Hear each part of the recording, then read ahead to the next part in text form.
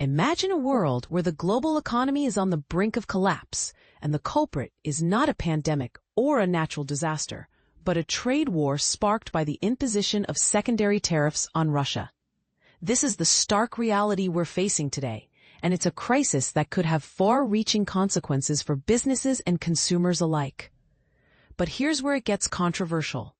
The U.S. President, Donald Trump, has announced that any country still trading with Russia will be hit with sweeping new tariffs if a ceasefire with Ukraine is not agreed upon by Friday, August 8th. This move has already seen India become the first country to be punished by the U.S. over its purchase of Russian oil, and further secondary tariffs could see goods from any country that trades with Russia face a 100% tax when imported into the U.S.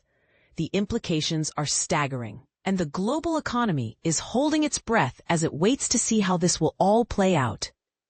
And this is the part most people miss, the fact that Russia remains the world's third biggest oil producer, behind only Saudi Arabia and the U.S. itself, and that its shipments have been falling this year, according to a Bloomberg analysis of ship tracking data.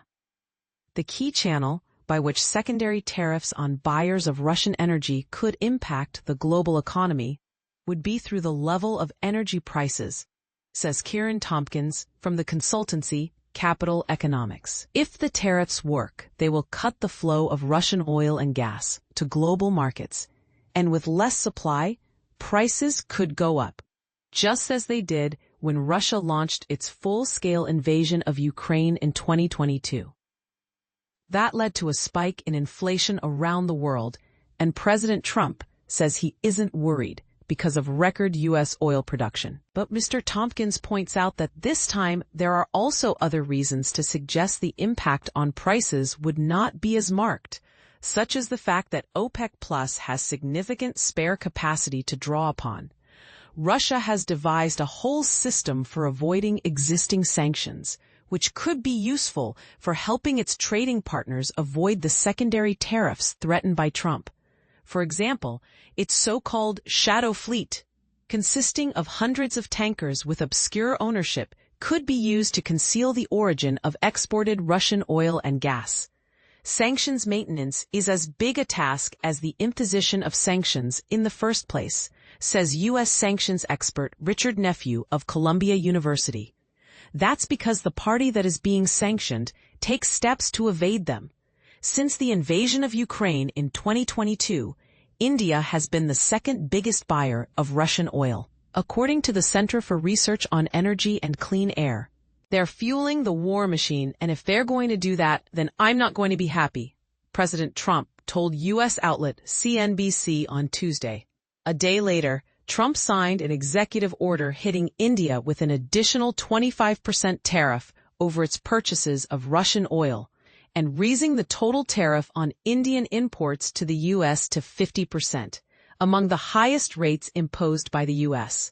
If secondary sanctions take effect in 21 days, as Trump's executive order specifies, U.S. companies buying goods from India will have to pay a 100% import tax, or tariff, when those products reach U.S. shores.